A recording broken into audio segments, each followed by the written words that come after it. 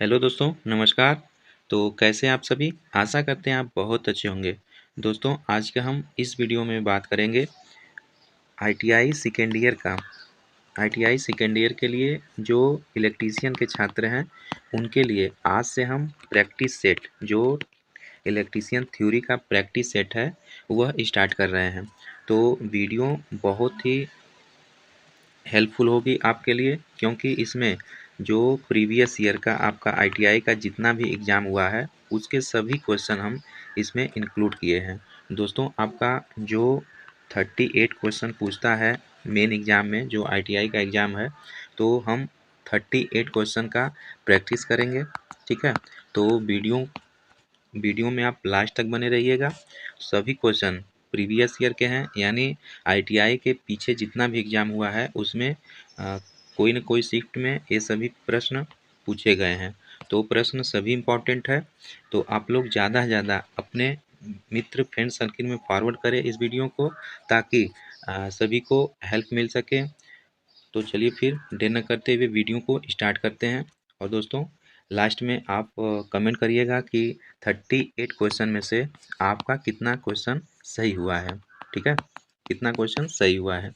चलिए, क्वेश्चन पहला है, विच type of armature winding is illustrated, यानी किस प्रकार की आर्मेचर वाइंडिंग का चित्रण किया गया है। दोस्तों, यह वाइंडिंग दिखाया गया है, किस प्रकार के वाइंडिंग का चित्रण किया गया है। तो इसमें ऑप्शन पहला दिया है डुप्लेक्स लैप बाइंडिंग, दूसरा है ट्रिप्लेक्स लैप बाइंडिंग, तीसरा है सिंप्लेक्स लैप बाइंडिंग, चौथा है क्वाडुलेप्स लैप बाइंडिंग। तो आप इसका आंसर देंगे। दोस्तों, हम 5 सेकेंड रुकेंगे, देन उसके बाद आंसर बताएंगे। तो दोस्तों, इस प्रश्न का राइट आंसर क्या हो जाएगा? ऑप्शन ए बिल्कुल सही हो जाएगा, यानी डुप्लेक्स लैप बाइंडिंग। यह जो आपका बाइंडिंग दिखाया गया है चित्रण, यह डुप्लेक्स लैप बाइंडिंग है। डुप्लेक्स लैप बाइंडिंग ही क्यों है? दोस्तों, ये देखिए, इसका जो प्रथम सिरा है, यानी इसका जो प्रथम सिरा है, यह तीसरे सिरे से मिला हुआ है। ठीक है? तो डुप्लेक्स लैप बाइंडिंग में क्या होता है, जो प्रथम सेगमेंट का जो अंतिम सिरा होता है, जो प्रथम सेगमेंट होता है, इसका जो अंतिम सिरा ए वाला, देख सकते हैं आप, जो ए वाला अंतिम सिरा है, तीसरे सेगमेंट के पहले सिरे से जुड़ा होता है। तीसरे सेगमेंट से पहले सिरे से जुड़ा होता है। ठीक है? उसमें सोल्ड किया जाता है। तो इसकी जो वाइंडिंग होती है, वह डुप्लेक्स वाइंडिंग होती है।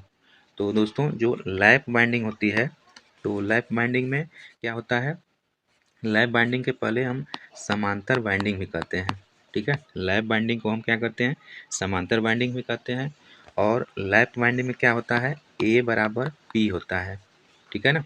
लैप बाइंडिंग में ए बराबर पी होता है। और वही बात करें वेव बाइंडिंग में, तो वेव बाइंडिंग में ए बराबर 2 होता है। ठीक है? समांतर पैरेलल पाथ जो है ए बराबर पी होता है, और वेव बाइंडिंग में ए बराबर 2 होता है। और दोस्तों, जो लैप बाइंडिंग होती है, तो लैप बाइंडिंग में करेंट का मान ज़्यादा होता है। ठीक है? इस बाइंडिंग जब हम रोटर में ये बाइंडिंग करते हैं, तो करेंट का मान ज़्यादा लेते हैं और वोल्टेज का मान इसमें कम होता है। यह बहुत ही इम्पोर्टेंट है, इसको आप ज़रूर याद रखेंगे। लैप बाइंडिंग में जो है करेंट का मान ज़्यादा होता है, और वेव बाइंडिंग में जो होता है, दोस्तों, वेव बाइंडिंग में वोल्टेज का मान ज़्यादा होता है और करेंट का मान कम होता है। ठीक है ना? इसको आप याद रखेंगे। और आपका जो वेव बाइंडिंग होती है, वेव बाइंडिंग को हम सीरीज बाइंडिंग भी कहते हैं। वेव बाइंडिंग को सीरीज बाइंडिंग भी कहते हैं।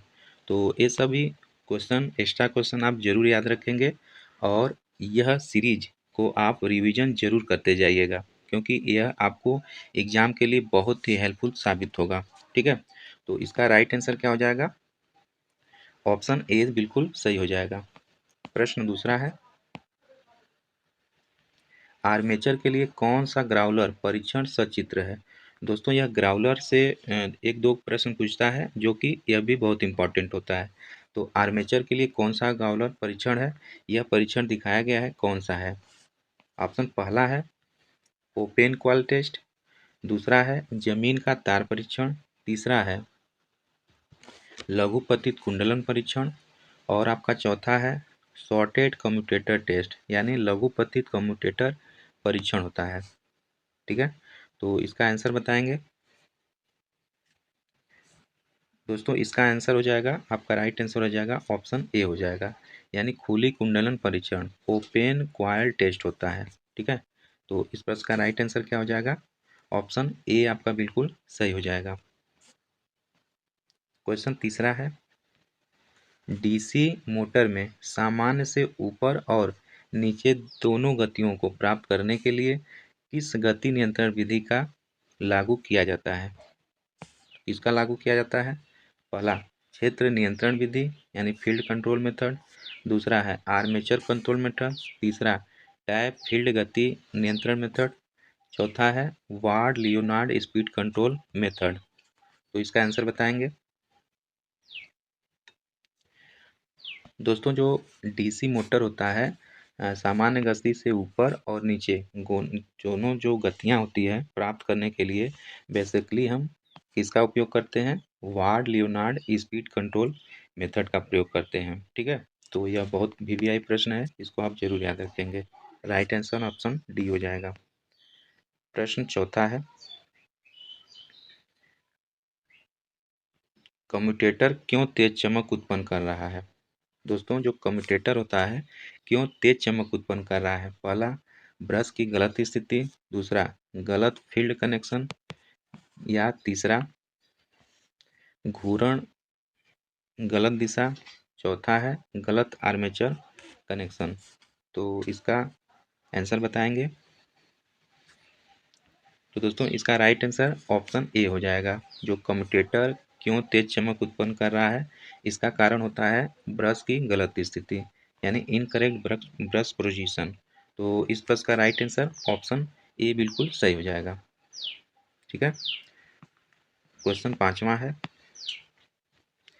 किस मोटर में यह विशेषता दिखाया गया है। दोस्तों, यह कैरेक्टरिस्टिक्स है, किस मोटर का कैरेक्टरिस्टिक्स दिखाया गया है, सीरीज मोटर का, शंट मोटर का, या क्यूमुलेटिव कंपाउंड मोटर का, या डिफरेंशियल कंपाउंड मोटर का। तो इसका आंसर बताएंगे आप।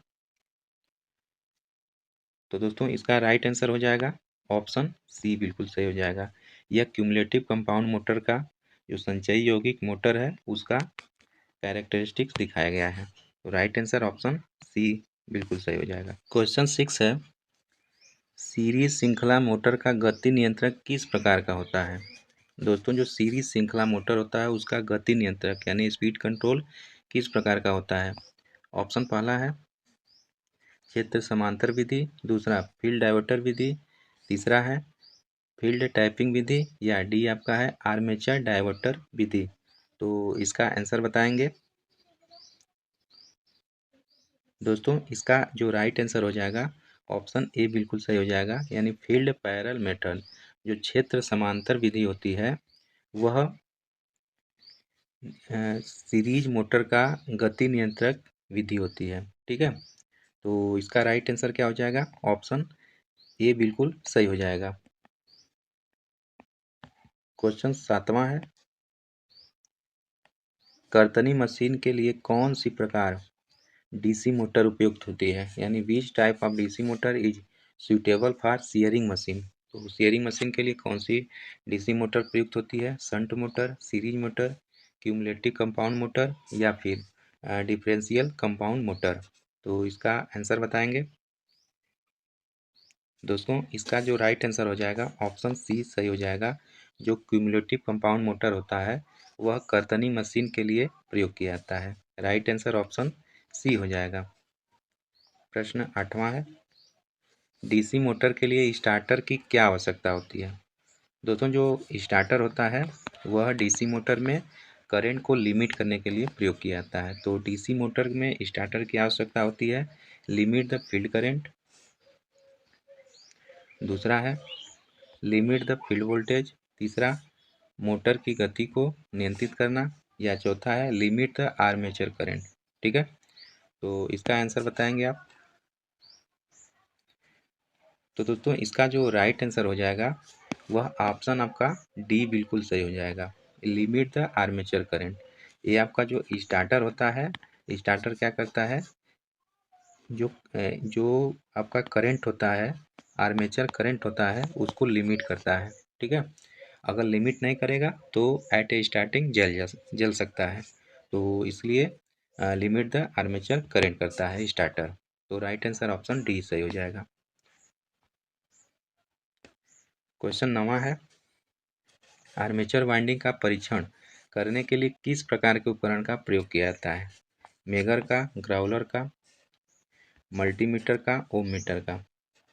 तो इसका आंसर बताएंगे आप। तो दोस्तों इसका राइट आंसर ऑप्शन बी हो जाएगा, क्योंकि जो आर्मेचर वाइंडिंग होती है, तो आर्मेचर वाइंडिंग का जो टेस्ट होता है उसको करने के लिए ग्राउलर का प्रयोग किया जाता है। ठीक है, तो राइट आंसर ऑप्शन बी सही हो जाएगा। क्वेश्चन 10 है, 3 पॉइंट स्टार्टर के लिए होल्डिंग कॉइल को शंट फील्ड के साथ सीरीज में क्यों जोड़ा जाता है? पहला, लोड करंट को सीमित करने के लिए। ऑप्शन दूसरा, कम वोल्टेज पर मोटर चलाने के लिए। ऑप्शन तीसरा, प्लंजर को ठीक से पकड़ने के लिए। या चौथा ऑप्शन है, उच्च गति से मोटर की रक्षा के लिए। तो इसका राइट आंसर बताएंगे आप। तो दोस्तों इसका जो राइट आंसर हो जाएगा ऑप्शन डी सही हो जाएगा, यानी to protect the motor from high speed, यानी उच्च गति से मोटर की रक्षा के लिए क्या करते हैं, 3 पॉइंट स्टार्टर के होल्डिंग कॉइल को शंट फील्ड के साथ श्रेणी में जोड़ते हैं। ठीक है, तो राइट आंसर ऑप्शन डी सही हो जाएगा। अगला क्वेश्चन है, 3 बिंदु स्टार्टर में क्षेत्र के साथ सीरीज में जुड़े एनवीसी नो बोल्ट कॉइल का उद्देश्य क्या है? दोस्तों ऑप्शन पहला है बलाघूर को सुधारने के लिए। दूसरा ऑप्शन है फील्ड करंट कम करने के लिए। ऑप्शन तीसरा है बैक ईएमएफ को कम करने के लिए। चौथा ऑप्शन है गति में वृद्धि को रोकने के लिए। तो इसका आप आंसर बताएंगे। तो दोस्तों इसका जो राइट आंसर हो जाएगा ऑप्शन डी सही हो जाएगा, यानी to prevent increase in speed, गति में वृद्धि को रोकने के लिए एनवीसी जो होता है सीरीज में एनवीसी लगाते हैं। ठीक है, तो राइट आंसर ऑप्शन डी सही हो जाएगा, यानी to prevent increase in speed. Question 12 है, भारी भार के अचानक भारित करने के लिए किस प्रकार की डीसी मोटर का उपयोग किया जाता है? यानी which type of DC motor is use for sudden application of heavy loaded, shunt motor, series motor, differential compound motor या क्यूमुलेटिव कंपाउंड मोटर? तो बहुत ही इंपॉर्टेंट प्रश्न है, इसका आंसर आप बताएंगे। तो दोस्तों इसका राइट आंसर ऑप्शन डी सही हो जाएगा। जो क्यूमुलेटिव कंपाउंड मोटर होता है, संचयी यौगिक मोटर होता है, वह भारी भार के अचानक भारित करने के लिए जो मोटर यूज किया जाता है वह आपका क्यूमुलेटिव कंपाउंड मोटर होता है। राइट आंसर ऑप्शन डी सही हो जाएगा। क्वेश्चन नंबर 13 है, कौन सी गति नियंत्रण प्रणाली शून्य से सामान्य से अधिक तक गति को एक आसान बदलाव प्रदान करता है? यानी which speed control system provide a smooth variation of speed from 0 to above normal? Option पहला है क्षेत्र नियंत्रण। दूसरा ऑप्शन है आर्मेचर नियंत्रण। तीसरा ऑप्शन है फील्ड डाइवर्टर नियंत्रण। या चौथा ऑप्शन है वार्ड लियोनार्ड सिस्टम कंट्रोल। तो इसका आंसर आप बताएंगे। दोस्तों इसका राइट आंसर हो जाएगा ऑप्शन डी सही हो जाएगा। ठीक है, जो वार्ड लियोनार्ड सिस्टम नियंत्रण होता है, इसका प्रयोग शून्य से सामान्य से अधिक गति को एक आसान बदलाव करने के लिए किया जाता है। ठीक है, तो राइट आंसर क्या हो जाएगा, ऑप्शन डी सही हो जाएगा। अगला क्वेश्चन है, वाइंडिंग में टैप का उद्देश्य क्या है? यानी which is the purpose of taps in winding? Insulate slot को के लिए, या बाइंड द कॉइल के लिए, या रैप द कंडक्टर यानी कंडक्टर लपेट के लिए, या फिर दोस्तों खुले कंडक्टर को इंसुलेट करने के लिए? तो इसका आप आंसर बताएंगे। तो दोस्तों इसका जो राइट आंसर हो जाएगा ऑप्शन सी सही हो जाएगा, यानी कंडक्टर लपेट के लिए टैप का उद्देश्य किया जाता है। ठीक है, टैप का उद्देश्य होता है, तो राइट आंसर ऑप्शन सी सही हो जाएगा। अगला प्रश्न है, किस प्रकार की डीसी आर्मेचर फ्रंट पिच मतलब वाई एफ, जो फ्रंट पिच होता है वाई एफ पीछे वाई बी से अधिक होता है, यानी which type of DC armature winding the front pitch यानी Y F is greater than back pitch is greater than Y B, मतलब किस कंडीशन में वाई एफ जो होता है वाई बी से बड़ा होता है।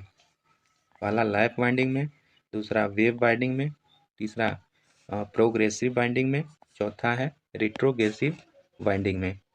तो दोस्तों इसका राइट आंसर आप बताएंगे। तो इस प्रश्न का जो राइट आंसर हो जाएगा ऑप्शन डी सही हो जाएगा। दोस्तों जो वाई एफ जो होता है ग्रेटर देन वाई बी के जब हो जाता है तो यह रिट्रोगेटिव वाइंडिंग कहलाता है। ठीक है, ये याद रखेंगे, बहुत इंपॉर्टेंट प्रश्न है। रेट्रोगेटिव वाइंडिंग दोस्तों जो प्रोग्रेसिव वाइंडिंग होती है तो वाई बी जो होता है back pitch greater than Y F के जब हो जाता है तो उसे हम प्रोग्रेसिव बाइंडिंग कहते हैं। तो इन दोनों प्रश्न को आप याद रखेंगे। और लैप बाइंडिंग के बारे में जानते ही हैं, इसमें करंट का मान ज़्यादा होता है और वोल्टेज का मान कम होता है। वहीं वेव बाइंडिंग में वोल्टेज का मान ज़्यादा होता है और करंट का मान कम होता है। लैप बाइंडिंग में ए बराबर पी होता है, वेव बाइंडिंग में ए बराबर 2 होता है। ठीक है, तो इसका राइट आंसर ऑप्शन डी सही हो जाएगा। क्वेश्चन 16 है, 4 ध्रुव डीसी मोटर में आसन्न ध्रुवों में विपरीत ध्रुवता कैसे प्राप्त करेंगे, यानी how to obtain opposite polarity adjacent poles of 4 pole DC motor में। दोस्तों इसका पहला है ऑप्शन कुंडली में घुमावों की संख्या को बदलकर, दूसरा है कॉइल की श्रेणी संयोजन बनाना, तीसरा ऑप्शन है कॉइल के समांतर संयोजन बनाना, ऑप्शन चौथा है धारा प्रवाह को अलग दिशा में बदलना। तो इसका आंसर आप बताएंगे। तो दोस्तों इसका राइट आंसर ऑप्शन आपका डी सही हो जाएगा, यानी making current flow in different direction, धारा प्रवाह को अलग दिशा में बनाना। राइट आंसर ऑप्शन डी सही हो जाएगा।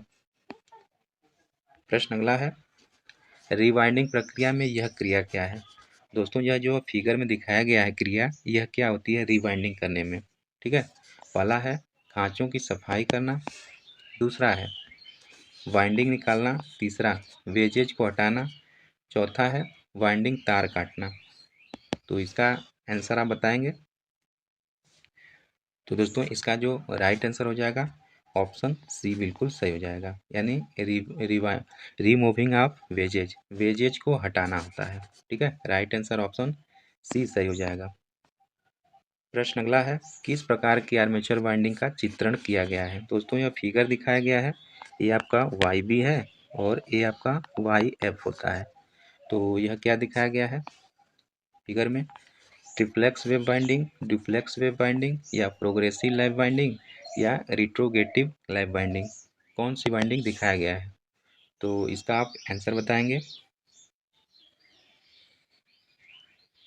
तो दोस्तों इसका जो राइट आंसर हो जाएगा ऑप्शन आपका सी बिल्कुल सही हो जाएगा, प्रगतिशील लैप वाइंडिंग, यानी प्रोग्रेसिव लैप वाइंडिंग का ये जो दिखाया गया है फिगर, यह प्रोग्रेसिव लैप वाइंडिंग को दिखाया गया है। राइट आंसर ऑप्शन सी बिल्कुल सही हो जाएगा। प्रश्न अगला है, डीसी कंपाउंड मोटर के घूर्णन की दिशा कैसे बदली जाती है। ऑप्शन पहला है आर्मेचर धारा की दिशा बदलकर, दूसरा है आपूर्ति टर्मिनल को आपस में बदलकर, तीसरा है क्षेत्र और आर्मेचर दोनों की दिशा बदलकर, चौथा है दोस्तों सीरीज क्षेत्र की धारा की दिशा बदलकर। तो सही इसका जवाब आप देंगे। तो दोस्तों इस प्रश्न का जो राइट आंसर हो जाएगा ऑप्शन ए बिल्कुल सही हो जाएगा, यानी आर्मेचर धारा की दिशा बदलकर, changing the direction of armature current. ठीक है, डीसी कंपाउंड मोटर के जो रोटेशन की जो डायरेक्शन होती है उसे हम आर्मेचर धारा की दिशा को बदलकर चेंज कर सकते हैं। तो राइट आंसर ऑप्शन ए बिल्कुल सही हो जाएगा। प्रश्न 20 है, वाइंडिंग में टैप का उद्देश्य। तो क्या होता है टैप का उद्देश्य, insulate slot, blind the slot, raise the conductor और इंसुलेट एक्सपोज कंडक्टर। तो रिपीटेड क्वेश्चन है, राइट आंसर ऑप्शन सी हो जाएगा, कंडक्टर लपेट के लिए टैप का उद्देश्य होता है। क्वेश्चन नंबर 21 है, कौन सा वाइंडिंग दोष इस परीक्षण द्वारा ज्ञात किया जाता है। दोस्तों यह एक ग्राउलर का फिगर दिखाया गया है। तो इस वाइंडिंग दोष द्वारा कौन सा परीक्षण किया जाता है? ओपन कॉइल फॉल्ट यानी खुली वाइंडिंग दोष ज्ञात करने के लिए प्रयोग किया जाता है, या लघुपतित दोष, या ग्राउंडेड कॉइल दोष, या फिर ग्राउंडेड कोर फॉल्ट का प्रयोग किया जाता है। तो इसका आप सभी जवाब देंगे। तो दोस्तों इसका जो राइट आंसर हो जाएगा ऑप्शन ए हो जाएगा, यानी खुली कुंडलन दोष ओपन कॉइल फॉल्ट का जो फिगर दिखाया गया है प्रयोग करते हैं। राइट आंसर ऑप्शन ए बिल्कुल सही हो जाएगा। क्वेश्चन नंबर 22 है, किस डीसी कंपाउंड मोटर को अलग अलग लोड पर नियत गति से संचालित किया जा सकता है? ठीक है, पहला ऑप्शन है डिफरेंशियल लॉन्ग शंट कंपाउंड, दूसरा संचय लंबे शंट कंपाउंड यानी क्यूमुलेटिव लॉन्ग शंट कंपाउंड, तीसरा है डिफरेंशियल शॉर्ट शंट कंपाउंड, चौथा है दोस्तों डिफरेंशियल लॉन्ग शंट कंपाउंड। तो इसका सही आप जवाब देंगे। तो दोस्तों इसका जो राइट आंसर हो जाएगा ऑप्शन बी हो जाएगा। यह क्यूमुलेटिव लॉन्ग शंट कंपाउंड जो होता है उसमें अलग अलग लोड पर नियत गति से संचालित किया जा सकता है। ठीक है, तो राइट आंसर ऑप्शन बी बिल्कुल सही हो जाएगा। क्वेश्चन 23 है, डीसी शंट मोटर के साथ 3 पॉइंट स्टार्टर में 9 वोल्ट कॉइल कैसे जुड़ा होता है? ऑप्शन पहला है सीधे आपूर्ति के से जुड़ा होता है, दूसरा ऑप्शन है आर्मेचर के साथ श्रेणी में जुड़ा होता है, ऑप्शन तीसरा है आर्मेचर के साथ समांतर में जुड़ा होता है, चौथा ऑप्शन है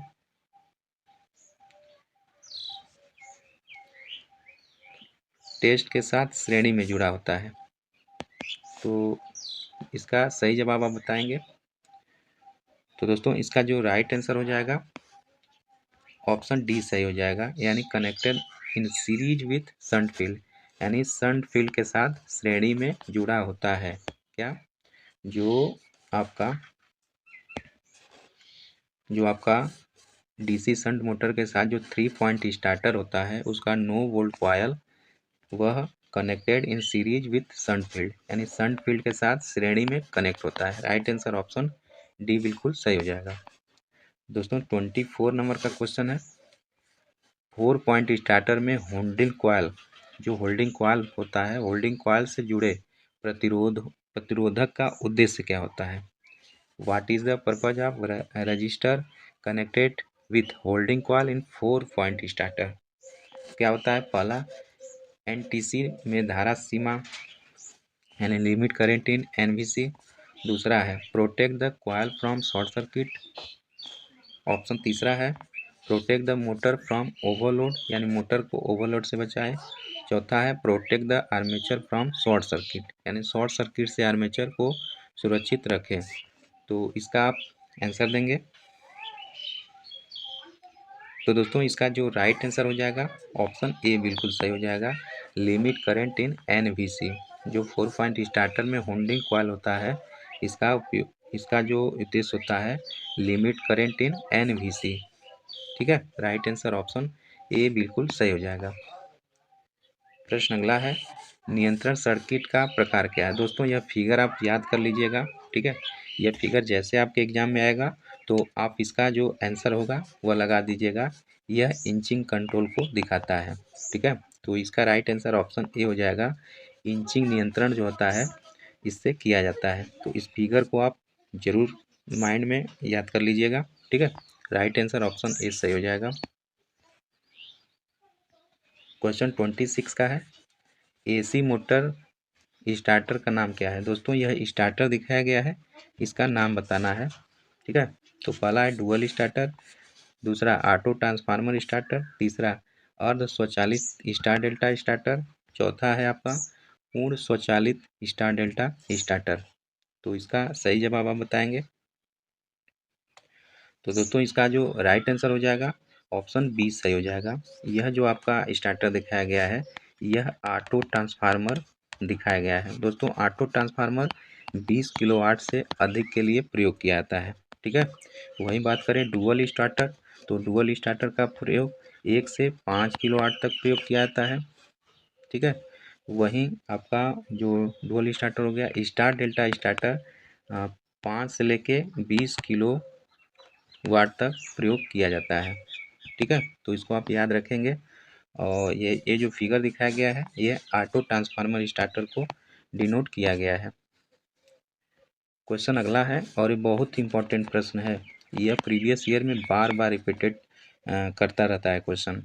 एसी मोटर के स्टेटर में कुल विद्युत डिग्री की गणना करने के लिए किस सूत्र का उपयोग किया जाता है? ठीक है दोस्तों, ऑप्शन पहला है टोटल इलेक्ट्रिकल डिग्री बराबर 180 बटा के नंबर ऑफ स्लॉट्स।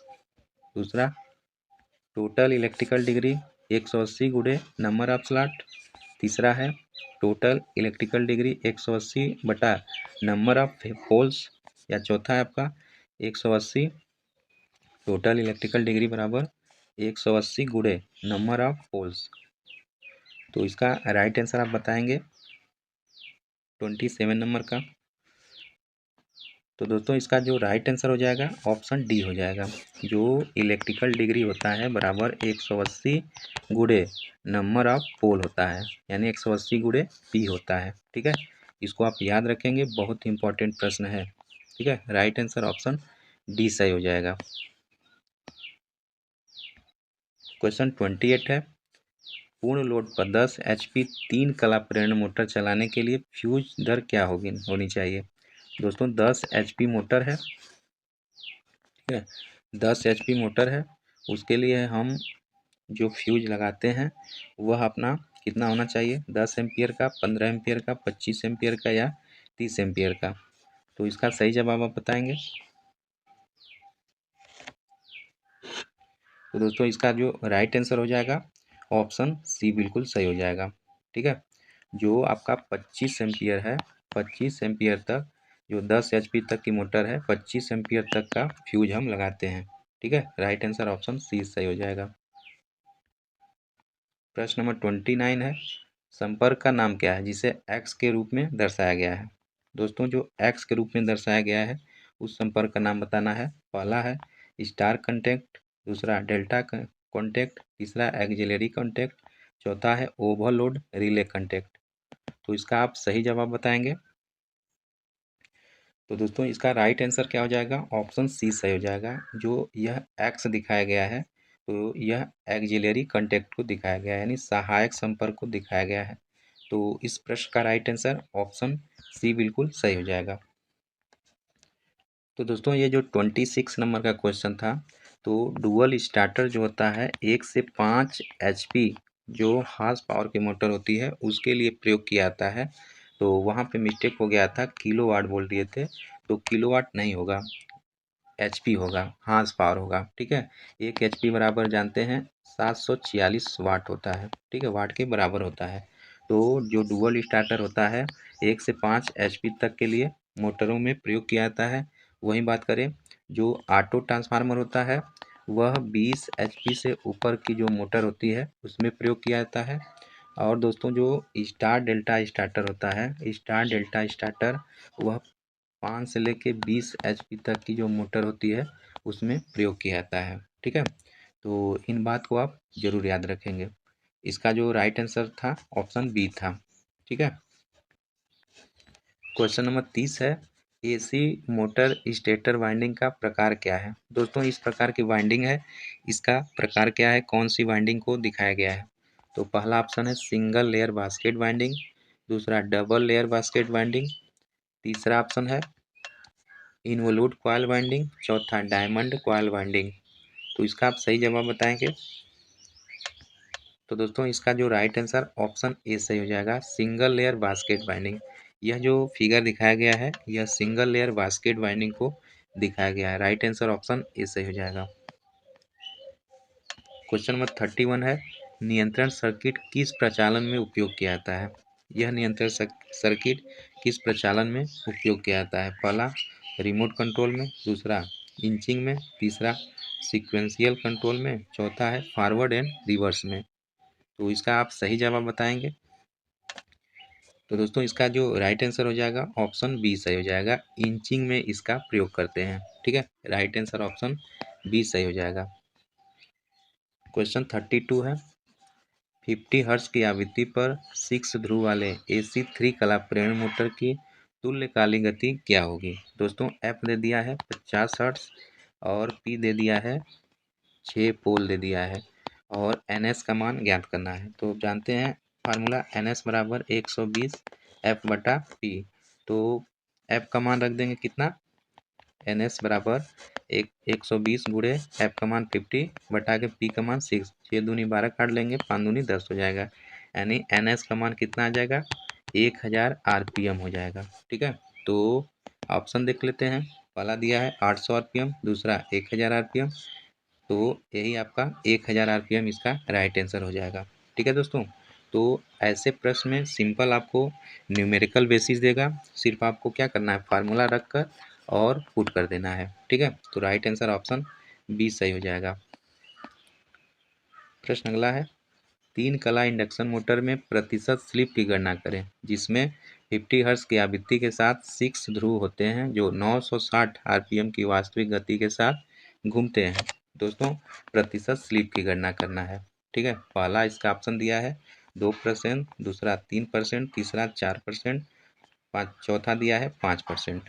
ठीक है दोस्तों, तो देखिए प्रतिशत स्लिप का जो फार्मूला होता है क्या होता है, N S minus N R बटा के एन एस, इसको आप याद रखेंगे, यहाँ पे एन आर नहीं होता है, ऑलवेज एन एस होता है।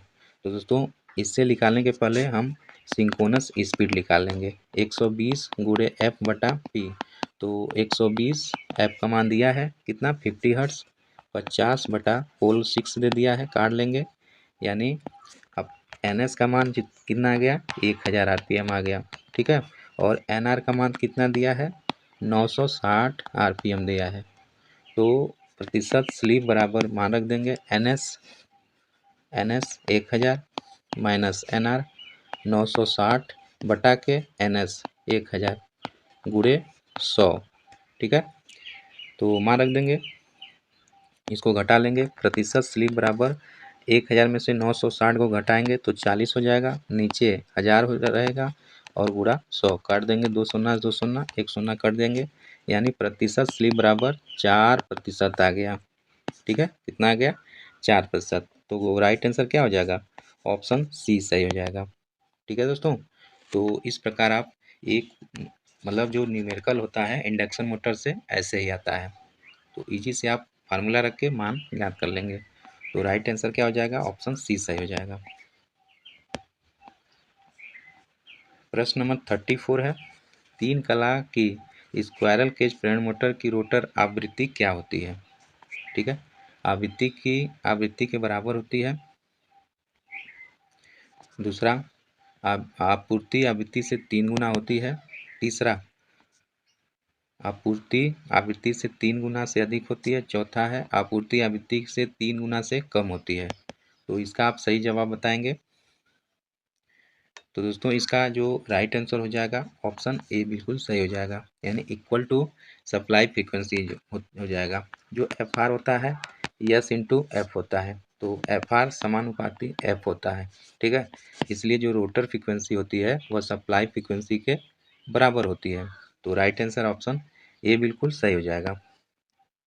दोस्तों 35 नंबर का क्वेश्चन है, एसी मोटर बाइंडिंग में आंतरिक ग्राउलर का उपयोग करने के किस प्रकार का परीक्षण किया जाता है, ग्राउंड टेस्ट का, पोलरिटी टेस्ट का, कंटिन्यूटी टेस्ट का या फिर शॉर्ट सर्किट टेस्ट का। तो इसका सही जवाब बताएंगे। तो दोस्तों इसका जो राइट आंसर हो जाएगा ऑप्शन डी बिल्कुल सही हो जाएगा। जो आंतरिक ग्राउलर होता है उसका उपयोग शॉर्ट सर्किट टेस्ट ज्ञात करने के लिए किया जाता है।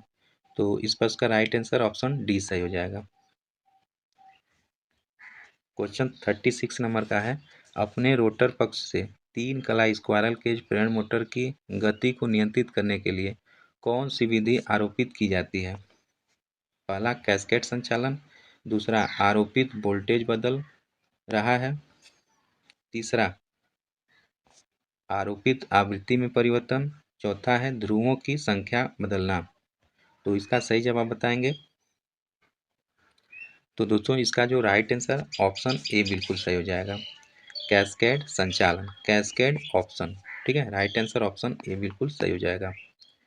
प्रश्न 37 नंबर है, स्टार्टर वाइंडिंग शॉर्ट और ओपन फॉल्ट का परीक्षण करने के लिए किस उपकरण का उपयोग किया जाता है? टोंग टेस्टर का, इंटरनल ग्राउलर का, एक्सटर्नल ग्राउलर का या डिजिटल मल्टीमीटर का?